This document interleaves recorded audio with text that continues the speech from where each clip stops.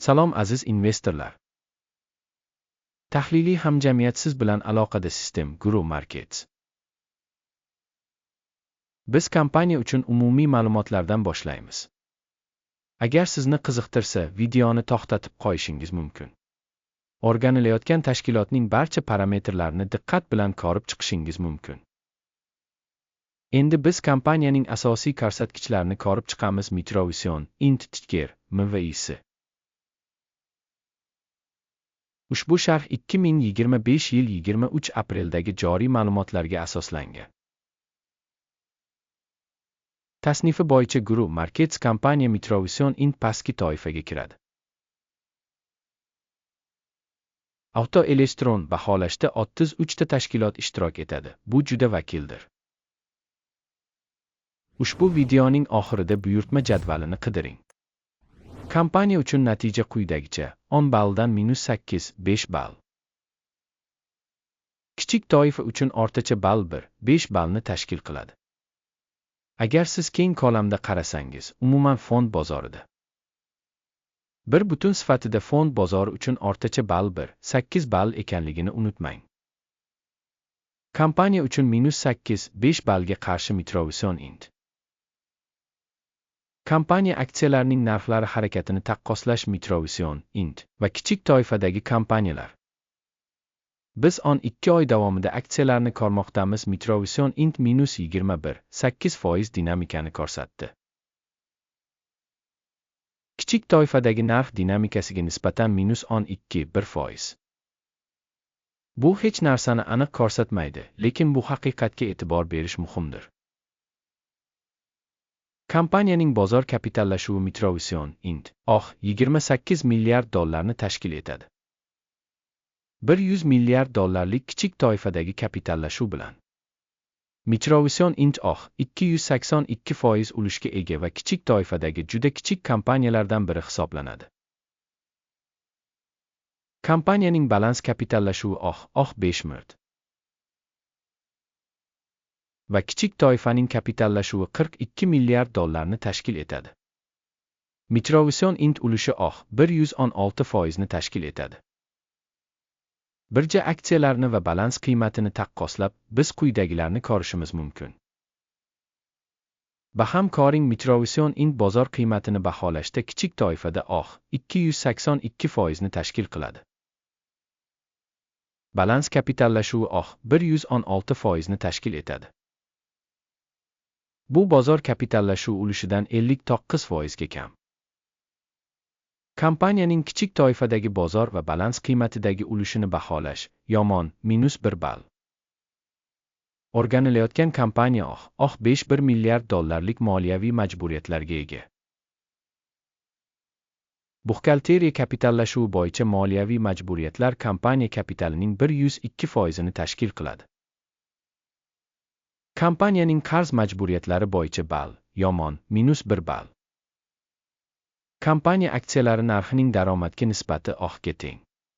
137.9 kichik toifasi uchun o'rtacha ko'rsatkich bilan, bu kichik toifadagi o'rtacha ko'rsatkichdan sezilarli darajada yomonroqdir. Kichik toifadagi kompaniyalar bilan solishtirganda aksiya narxining foyda nisbati bahosi juda yomon -2 ball. Oxirgi 12 oydagi foyda -96 million dollarni tashkil etdi. Keyingi 12 oy uchun kelajakdagi daromad noma'lum. Va bu kompaniya uchun juda yomon. Prognozli kelajakdagi foyda ko'rsatkichlarini kichik toifadagi kompaniyalar bilan taqqoslaganda baholash yomon -1 ball. Kompaniya narxining daromadga nisbati 61. Pastki kategoriya uchun o'rtacha ko'rsatkich 1,9 ni tashkil etadi va bu kichik toifaga nisbatan 3063% ga yuqori. Kichik toifadagi ko'rsatkichlar bilan taqqoslaganda kompaniyaning fond bozori qiymatini daromad ko'rsatkichlariga baholash yomon -1 ball. Oxirgi 12 oydagi daromad million dollarni tashkil etdi. Kelgusi 12 oy uchun kelajakdagi daromad noma'lum. Bu kompaniyaning narxi uchun yomon. Kichik toifadagi kompaniyalar ko'rsatkichlari bilan taqqoslaganda kutilayotgan kelajakdagi daromad ko'rsatkichlarini baholash yomon -1 ball.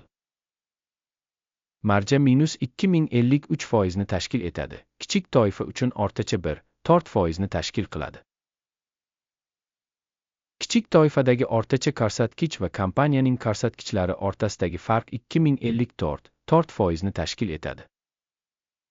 Kichik toifadagi kompaniyalar ko'rsatkichlari bilan taqqoslaganda rentabellikni baholash, chidash mumkin, -5 ball. Kompaniyaning kichik toifadagi xodimlar soni bo'yicha ulushi 6-8% ni tashkil etadi. Bu bozor kapitallashuv ulushidan 315% ga kam. Bu kompaniya aksiyalari bahosidagi nomutanosiblikni ko'rsatadi. Microvision Int qayta baholashga qaratilgan. Kompaniya xodimiga to'g'ri keladigan kapital miqdori $1,528,000 ni tashkil etadi. Kichik turkumda esa $368,000 bor. Kichik toifadagi o'rtacha ko'rsatkich va kompaniyaning ko'rsatkichlari o'rtasidagi farq 315,2% ni tashkil etadi. Kichik toifadagi kompaniyalar ko'rsatkichlari bilan solishtirganda bir xodimga to'g'ri keladigan kapital miqdorini baholash, chidash mumkin, ball. Kompaniya xodimiga to'g'ri keladigan foyda miqdori $523,800. Kichik toifadagi o'rtacha ko'rsatkich bilan $2,700. Va kichik toifa bo'yicha o'rtacha ko'rsatkich va kompaniya ko'rsatkichlari o'rtasidagi farq 19,536% ni tashkil qiladi. Kichik toifadagi ko'rsatkichlar bilan solishtirganda bir xodimga to'g'ri keladigan foydani baholash, bardoshli, -5 ball. Kompaniyaning bir xodimga to'g'ri keladigan daromadi $25,000 ni tashkil etadi. Pastki kategoriya bo'yicha $195,000. Kichik toifadagi o'rtacha ko'rsatkich va kompaniyaning ko'rsatkichlari o'rtasidagi farq 680% ni tashkil qiladi. Kichik toifadagi kompaniyalar ko'rsatkichlari bilan taqqoslaganda bir xodimga to'g'ri keladigan sotishni baholash, chidash mumkin, -5 ball. Aksiyalarning qisqarishi 26,4% ni tashkil etadi. Pastki kategoriya bo'yicha o'rtacha 7,2%. Bu qisqa siqish xavfini baholash. Texnik ko'rsatkich esa 14 kompaniya uchun 44% darajasini ko'rsatadi. Microvision Int. Pastki kategoriya uchun esa ISI darajasi 14, taxminan 43% ni tashkil qiladi. O'rtacha kichik toifadagi aksiyalar bilan taxminan bir xil baholanadi. Microvision Int. Kompaniya aksiyalarining haqiqiy bahosi taxminan $16 ni tashkil etadi. Kompaniya aksiyalarining konsensus bahosi taxminan $2.51 ni tashkil qiladi. Joriy narx va konsensus prognozi o'rtasidagi farq taxminan 117% ni tashkil qiladi.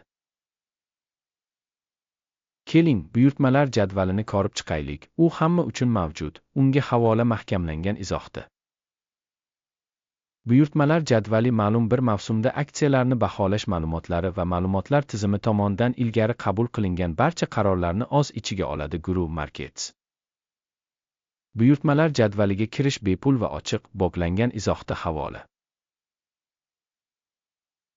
Aksiyalarni tahlil qilish asosida Microvision Int. Aksiyalarni baholash uchun axborot ma'lumotnoma tizimi Guru Markets qaror qabul qilindi. Har bir aksiya uchun $15 dan sotilgan savdoni oching. Kompaniya ancha past reytingga ega bo'lgani uchun shartnoma ochildi. Tashkilotni baholash yondashuvi hokim indeksi asosida amalga oshirildi. Foyda olish 82 qilib belgilangan. Stop loss 48 darajasida belgilangan. Agar buyurtma foyda olish yoki zararni to'xtatish bilan yopilmasa, keyin buyurtma 2025 yil 23 maydagi savdo yakunida mustaqil ravishda belgilanadi. Yoki belgilangan sanadan oldingi oxirgi ish kunida. Ticker asosiy xarid buyurtmasiga aylanadi. Asosiy buyurtma bo'yicha video allaqachon ushbu kanalda chop etilgan. Buyurtmalardan birini yopayotganda asosiy yoki balanslash. Boshqa buyurtma haqiqiy narxda yopiladi. Ushbu videoni tomosha qilganingiz va axborot tizimidan foydalanganingiz uchun barchangizga katta rahmat. Guru Markets.